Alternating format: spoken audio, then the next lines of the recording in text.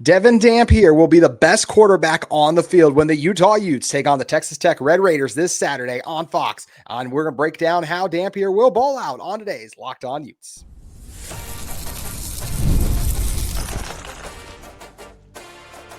You are Locked On Utes, your daily podcast on the Utah Utes. Part of the Locked On Podcast Network, your team every day.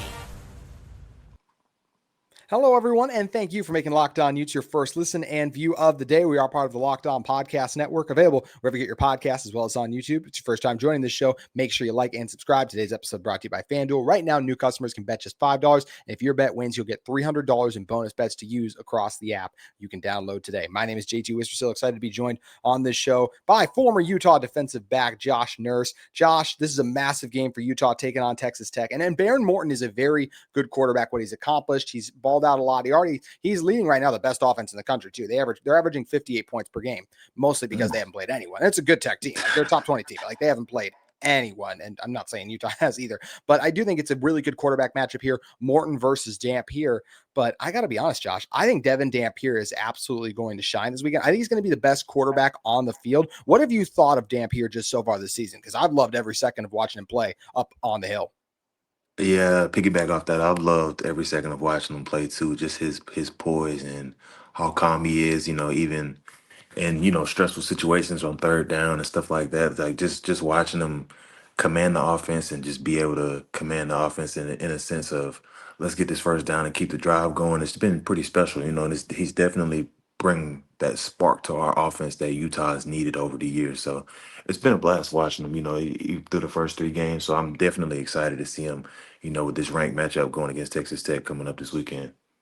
I am too. Both sides with good offense, both sides with good defense. That's what happens when you have a top 20 matchup coming into this one. So the question then is, hey, which quarterback's going to play better? And I do believe what I said. Devon Dampier is going to outplay Behren Morton in this game. There's a few reasons I'm saying that, but first let's just start with Dampier. Like, for those of you that forgot just how special this guy is, since 2016 there have only been 5 QBs who have thrown for over 2,500 yards and rushed for 1,000 yards. Lamar Jackson, Kyler Murray, Jalen Hurts, Jaden Daniels, and our guy Devon Dampier. That's a pretty incredible list that he's on right there. He led college football in yards per carry last year and was tied with John Mateer for the most missed tackles in the country, according to Pro Football Focus. What has he done this year? Only accounted for 275 yards per game already. He's one of the top dual threat quarterbacks in the country. Leads Utah in rushing yards right now, currently averaging over 6 yards per carry. Not far behind him, Wayshawn Parker, by the way, really good running back that Utah has as well. So Dampier, an absolute baller. What is Behren Morton? A very good quarterback, arguably one of the 10 best in the sport as well, too, I would say. But Behren Morton does not play the same at home as he does on the road, Josh. When you look at Behren Morton's numbers, his last 3 road games against top 25 teams, he's thrown 5 interceptions to just 3 touchdowns. Also, his PFF passing grade at home is 80 plus at home,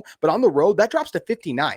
And when not given a clean pocket, he's 35% PFF grade under pressure. I think Utah's going to get after him, and Dampier's ability to scramble and make plays using his legs are why I think he's going to outperform Behren Morton in this matchup. Yeah, absolutely. I've had a chance to. I've only watched Texas Tech one game, but it seems like he's at his best when he has a clean pocket and he has time to just sit there and kind of dissect the defense and make those throws. So, the Utah defense has always been known for causing havoc and causing disruption and making a quarterback uncomfortable. So, if we can do that along with the environment of Rice-Eccles, making a lot of noise and making them uncomfortable.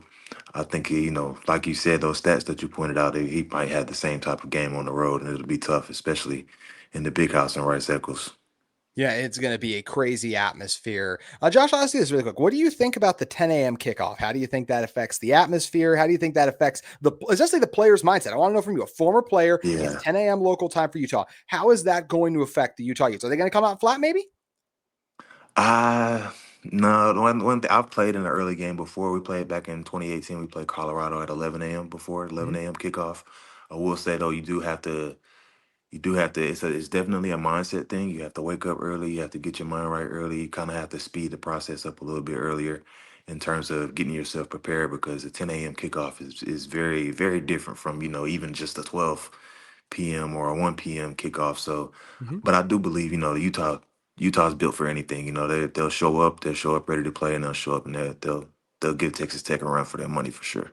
And the fans show up too, right, Josh? That's going to be, I know it's not a night Mhm. game, but I think that atmosphere is going to be rocking, Yeah, especially having big noon kickoff on campus. I think it's going to be one of those games where you're going to want to throw the pads back on and get back out there based on what the atmosphere will be man. like, right? Yeah, absolutely, man. I wish. It's a really special place. Rice-Eccles Stadium is for these type of matchups, and I think it's going to be rock and roll. We talked about this earlier in the week. People say, it's not the same a day as it is nice. I don't know, man. I watched that UCLA game a couple years ago where the Bruins had 7 points the entire game. That they were so out of sync and out of sorts on third down, which also has me excited for this game, Josh, because this is another reason that I do think that this Texas Tech offense, it might struggle at times, and Behren Morton Mhm. as well, because Behren Morton doesn't deal well with pressure. Well, Texas Tech has still been swapping out some offensive linemen. It's a heavy transfer group. Only the center came back. Communication is so key on the offensive line up front. That's where it's a luxury for Utah. You have all 5 returning starters back. Those guys can communicate well. They're in sync. And you look at Tech, that's just not the case. This is their first road game they've played on the season as well, Josh. Tech has yet to leave Lubbock. So that group has not encountered adversity. They haven't had to deal with a road atmosphere. And I think offensive line communication, trying to deal with all the crazy blitzes that Morgan Scalley is going to throw at them, I think that's where Utah can really get after Behren Morton and force him into a few turnover-worthy plays. Just like against Oregon State, he had a brutal red zone interception. I'm excited to see what Morgan Scalley is going to cook up in this matchup, aren't you? Yeah, absolutely. I know he got plenty of tricks up his sleeve, as he always does, and I'm pretty sure, they've spent this entire week, game planning and getting ready, and I'm pretty sure, just wait. I know Scally he's always got something up his sleeve for everybody, no matter the opponent. So I'm very excited to see how he attacks him as well. I'm really looking forward to it.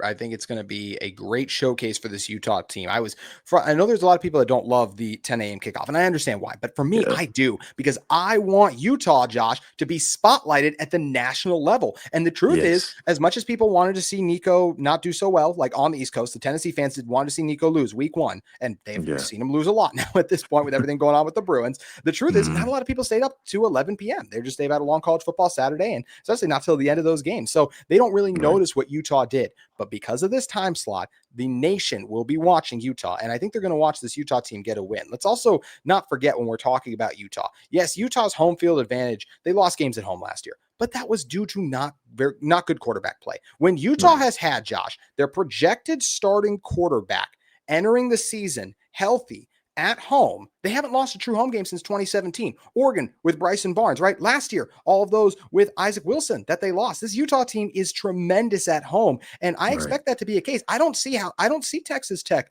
going in there and, blowing out Utah. Is there a world Texas Tech can win this game? Yes, they're an incredibly talented team. It's a top 3 transfer portal class they were able to bring in, right? But they would have to do something that we have not seen happen in a very long time, and that's beat a Utah team that is firing on all cylinders and for the most part got a lot of health, right, Josh? Yeah, absolutely. And that's always been the biggest thing, is the injury bug plaguing Utah in the past, especially like the past couple of seasons or whatnot. So this year, is key in having success this season, is, keep those injuries to a minimum, and then, just having everybody firing on all cylinders. It's always been hard to beat Utah. Like, even when I was there, like you said, when we had Tyler Huntley, and we've had our projected starting quarterback, and it's been consistently everyone's healthy and everything's firing on all cylinders. It's just we're just a tough team to beat. It was a tough program to beat. We can compete with anybody, and I don't see that changing now. Mm-hmm. Yeah, I don't see it at all. And it's going to be an epic matchup here. We're just getting started breaking it down. But speaking of injuries, Utah has their top players healthy so far to start the year. They have Mhm. lost a couple of key options, though. One starter, another receiver. How will Utah overcome those injuries? We're going to tell you in one moment. But first, today's episode of Locked On Utes is brought to you by our great friends at DoorDash. It's almost the weekend, and it's time to look back and crown this week's MVP on Who Delivered, powered by DoorDash. Just like you can win every Saturday with DoorDash streaks, saving more every time you order, these players delivered when it mattered most. Let's break it down. For the Utah Utes, for Who Delivered in a big way, you got to go on the defensive side of the ball for what they did against Wyoming. So I'm going to pick the guy who's tied for the national lead in sacks, John Henry Daly. He's been an absolute wrecking ball off the edge. No hesitation, no delay. And if you've been watching week after week, you know that John Henry Daly's performance wasn't a fluke. It's a streak. And speaking of streaks, you can just head over right now, just like how John Henry Daly's delivered for Utah, DoorDash can deliver for you. Every Saturday with DoorDash, you can start establishing streaks. You save every Saturday on your order, stack it up all season, and you can save $250, including $100 in DoorDash credits. Order this Saturday. Keep the streak alive. Fuel your game day only with DoorDash. Terms apply. Promo period ends November 18th. You can head over and establish your streak this Saturday coming up.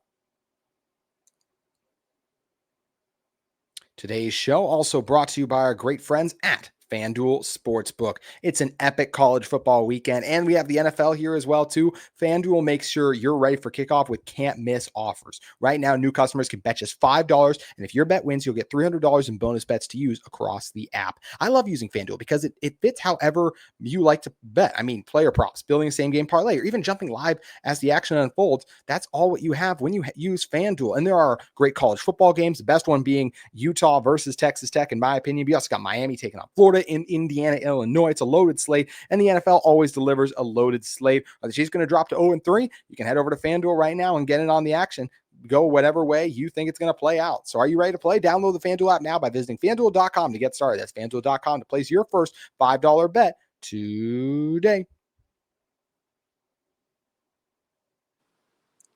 Utah has had health at quarterback so far this year, Josh, but they did get a devastating injury with Rabbit Evans, the safety who I thought was going to have a breakout year. He had some moments against Iowa State last year in a couple games where I was just like, he's going to be that next safety that pops. Like, we already know Teo's a really good player. He's one of the best safeties in the Big 12, maybe even college football, if he can continue to clean up his tackling, which has been stronger since the UCLA game so far. But Rabbit Evans getting hurt it just really hurts this Utah defense because he is so sharp. But I will say, Jackson Benny, Nate Ritchie, they've done a good job. I think Utah, I don't know if this defense has the same ceiling it did with Rabbit healthy there, but to me, they can still be a really good defense because I don't know of many teams that have a safety depth like a guy like Nate Ritchie who's played so much ball, or Jackson Benny, who's the guy who kept the six streak alive and has been a lot of fun flying around. So I feel like Utah, I trust the bodies to step up there, but I hate it for Rabbit so much. Yeah, same, man. It's always a bummer whenever, starters or anybody gets injured because we love to see them play. We love to see them make plays and whatnot. But, as per usual, it's always next man up. And like you said, I believe Utah possesses the depth in order to still be a really, really good defense and to still be able to compete with a lot of these teams that they have ahead of their schedule. It'll just be a matter of consistent play from these guys that have to step up. They have to understand that consistency is a huge thing in being in a great defense. You know what I mean? So if they can understand that and they can implement that and they can keep that going in their game, Utah will be just fine. What have you thought? We're going to talk about Darren Zipper's injury on the wide offensive side in the moment. What are your thoughts on this Utah defense 3 games into the season? Do you think this is just another Utah elite defense? Do you think that this is a group that has tremendous potential for being elite all year? How do you view them? I think this Utah defense this year is a product of everybody buying in. I've talked to the coaches, here and there throughout the course of the summertime and whatnot, but before the season and whatnot. So I think this defense is actually bought in, and you can see like by the score of the past 3 games, you can see that they're bought in. They understand them. They understand the coverages. They understand what their assignments are. And when you have a defense like that, when everybody knows what everybody's responsibility is, and they're all firing on all cylinders and they're communicating well, it's just a normal day in a Morgan Scalley defense, man. They're just hard to stop, man. That's just what Utah's defense has always been built and bred on. And this year, it's just another year of being a product of that bread and butter that Morgan Scalley has always produced. And he's a fantastic defensive coordinator, and Mhm. Josh as well too. How Morgan loves to blitz, but how much of a luxury is it when he has that to pair with an elite pass rusher? You guys back in 2019, right? You had Bradley and Nye. Yeah, A couple years ago, yeah. Utah had Jonah Ellis. This year, it looks like they have John Henry Daly. What difference does that make this Utah defense when they have that guy, or I should just say, the mayor of Sac Lake City? It makes a huge difference, man, because you when you have such confidence in your defensive line like that, like I know for me with Bradley and Lucky Fotu and those guys like that, were for me, we understood like, okay, you're not gonna really have to necessarily cover long, so you can do your job, for sure that they're gonna handle theirs. So just having that confidence in each other as a unit is huge, and it leads to big plays. It leads to big plays early in the game, in the middle of the game and at the end of the game or in important moments. So that that right there is a beautiful thing to have in a defense. If you can combine a good pass rush with a good secondary, it's almost that's the reason why Utah is top 10. Every Mhm. single year. It's just if you can have those two consistent things, you're almost impossible to beat. Quite honestly. Yeah, and that's the hope on Saturday. And speaking of Saturday, so Behren Morton, a very accurate quarterback. Yes, under duress at times he will turn it over, but he is a very strong quarterback, one of the best the Big 12 has to offer. How do you? I feel like Utah, they run a lot of man a lot, but sometimes they blitz so much they really leave. I mean, there's just those guys are out there on an island on Hmm. the outside, and there's some really talented players on the outside here as well. Behren Morton too is the guy who's type of guy who's capable of making the throw to beat the Hmm. really good coverage. That's what I'm just Right. curious. How do you think Morgan Scalley is going to handle this? Is he going to drop two safeties a lot? Do you think he's just going to have one back there and want to ramp up the pressure because Morton doesn't do as well under pressure? But if Texas Tech does get it blocked up, then Utah could get a big play hit on them with the Red Raiders making a big gain. How do you anticipate Morgan Scalley's going to handle this? I anticipate him coming out, honestly sticking to the plan, sticking to the Mm-hmm. plan and then adjusting off of that plan based off of what the quarterback does. I believe that, like you said, we run a lot of man and we run a lot of man pressures and blitzes off of that. So obviously that, in order for Morgan to do that, he has to trust you. He has to be able to Mm-hmm. trust the DBs. He has to be able to trust the safeties. He has to be able to trust that you come through and make a play, or you'll be able to hold up your end of the bargain with in coverage. And I think that, should the quarterback for Texas Tech, make those throws or, a play here and there, or if we give up a big play, he'll definitely adjust. But I don't think he'll change up the game plan so much as that it'll change the identity of the defense throughout the course of the game because, Morgan Scalley is always going to be Morgan Scalley. You know what I mean? Mm-hmm. So I believe that, I think that's going to be his thing is to stick to what's been working and then adjust based off, what they need to, based off of what they see the quarterback do. Mm-hmm. And that's what the best defensive coordinator, best coaches, doesn't matter the side of the ball. What adjustments Hmm. can you make in game? Right. And Josh, I got to believe, I'm curious if it was the same for you guys. When you guys were playing lesser competition, now at the Hmm. time they didn't know UCLA was going to be lesser competition, but I mean, Right. clearly they are. Utah's played UCLA, Cal Poly, Wyoming. Like at times when you knew you were going to start the season that way, would you hold some stuff back on offense and defense to wait till you got to a Texas Tech type of matchup to throw more at them? Or do you want to practice those plays, just your base, a lot of the stuff you do offensively and defensively in those live game settings before it comes to that huge matchup? I think it would be more of a situation where, like, I wouldn't necessarily call it holding back, but at the same time, it's a little bit of both, honestly, Mm-hmm. because you want to run those plays because you want to get live game reps in action to see how that affects a team. You know what I mean? That way, you have it on film, you can look at it, you can review it, and then if you come across a team that runs something similar, then you have it kind of in your back pocket to kind of keep as in your arsenal for, let's say, a more talented team that may not respond to that type of coverage or that type of zone pressure or even man pressure that well. You know what I mean? So I think that it's very important to get those reps live in a game, but at the same time not give away all your secrets. Because it's a Mm-hmm. long season. It's a long 12 game season. So I think it'll be a little bit of both for Utah in that sense.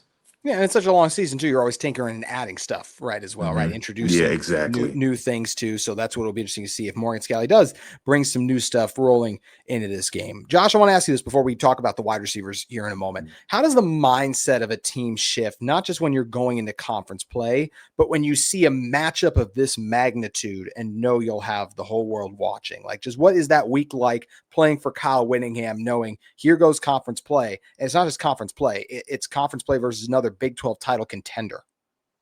Everything's heightened. Everything is heightened. I wouldn't say it's like taking more serious because obviously you Mm-hmm. want to treat every opponent the same and take every game seriously. But there's like a small little switch in your brain that kind of goes off. Like, okay, this every week now it counts.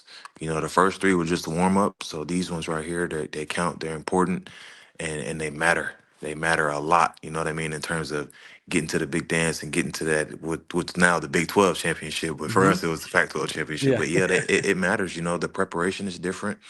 The details is different. And it has to matter to everyone, from the coaching staff to the supporting staff to the players to everyone. The preparation is different on all cylinders, on all ends, and it's that mindset. It when it shifts, you'll know. Everybody knows amongst each other. It's kind of a feeling, like you'll feel it throughout the building. You'll feel it at practice. You'll feel it in the meetings, which is where it's most important, because that's where you're scouting the team, you're reviewing what they do, and you're coming up with a game plan to figure out how to defeat these. Mm-hmm. No, and that's, I mean, man, it's just exciting that, hey, finally game week, we're ready to roll. This team Mhm. getting prepared, getting prepped, getting ready to go. I really appreciate you walking us through the process as well of what it's like up on the hill. That is just awesome to hear. And I'm really curious to see, one of the biggest things that fascinates me for this Utah team is that they are going to be moving forward without one of the guys I thought coming into the year was going to be one of their top receivers. So what have we thought of Yeah. the receiver room so far? How are those guys going to perform? We're diving into that momentarily. But first, today's episode of Locked On Utes is brought to you by our great friends at Mazda. With Mazda, you can get moved and be moved, because Mazda crafts cars for those who do more than simply move. I mean, Mazda delivers confidence with every ride, with more IHSS top safety picks awards than anyone else as of August 2025. You can make everyday drives feel like anything but, for smooth handling and intuitive controls. With all-wheel drive too, standard in every crossover SUV, you can drive with confidence through almost any season. Like our players, we sweat every detail, because when you make every move count, impossible just generally becomes irrelevant. Mazda, moved and be moved. You can check out Mazda's inventory and be moved today. Josh, the Utah wide receiver room is without Darren Zipper for the rest of the year. I thought Zipper was going to have a big year. I spoke to Smith Snowden at Big 12 Media Day, and he said that Zipper's going to have a monster year. So this is a loss for Utah. I will say I've been pleasantly surprised with what we've seen from the pass catching department overall for this Utah team. Right, when you have guys like Ryan Davis has stepped up, Dallin Bentley has been arguably the most surprising player on this Utah offense for me for what he's produced. I like what true freshman tight end JJ Buchanan is showing as well. And yes, Tobias Merriweather and Larry Simmons, the two spring transfer portal additions after spring ball, they have not been they have not been Utah's leading receiver in any game, right? But Merriweather is a big play threat right there. He's so close. And Larry Simmons had that crazy catch on Dampier when he dropped it and then made something happen. It's going to hurt without Zipper. But Josh, I still feel like Utah has enough on the outside. The strength of this team will be the run game. That offensive line, Wayshawn Parker, Dampier, Rogers, that's the strength. I think they got enough on the outside and in the slot tight end area to make plays and be one of the best teams, honestly, even in college football. Yeah, I believe so too. I will say, like in the beginning, obviously, it's the first game shooters. Everybody's getting warmed up, and they were a little inconsistent. And, as the games continue to go on, they develop that consistency and they get that confidence as a unit and one another. And I do believe, just watching them play and watching how they have started to consistently make plays throughout each game. I still believe that the receivers and the offense has another level that they can tap into. Like, Dampier, and like you say, he has 275 yards a game, which is awesome. You know what I mean? That's very awesome. But some in me still believes that they have another Oh, level agreed. that they can tap into for sure.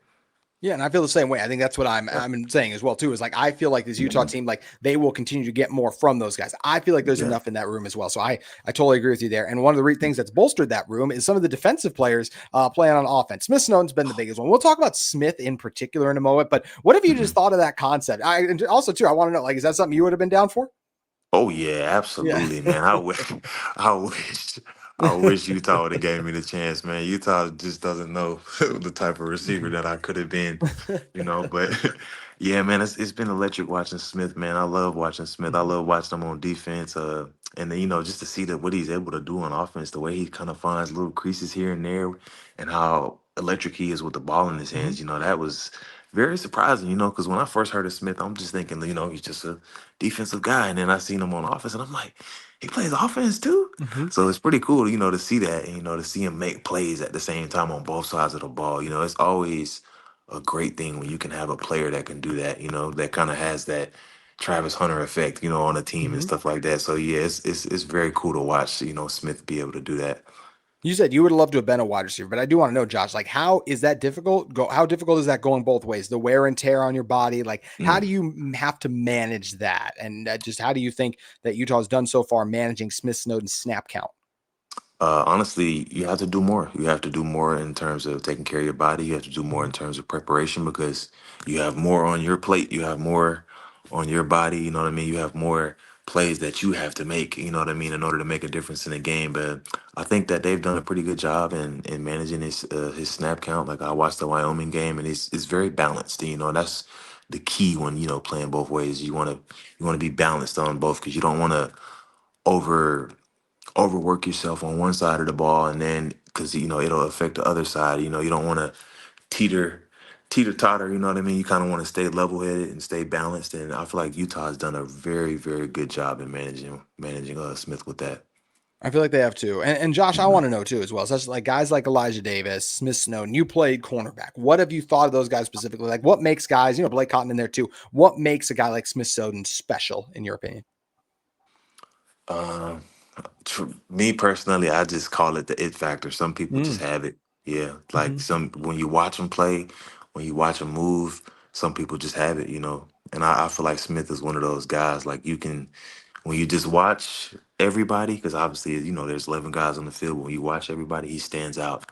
You know, from the plays he Yeah. makes. Like the first play I saw him make, really. Well, I mean, seen him make a lot of plays, but the play, I think he had a pick six against us at UCF last year. Yes. Yes. So when I saw that, I'm like, okay, that's the guy. Hmm. That's the guy. You know, you just know. You know what I mean? And he passes what they call the eye test.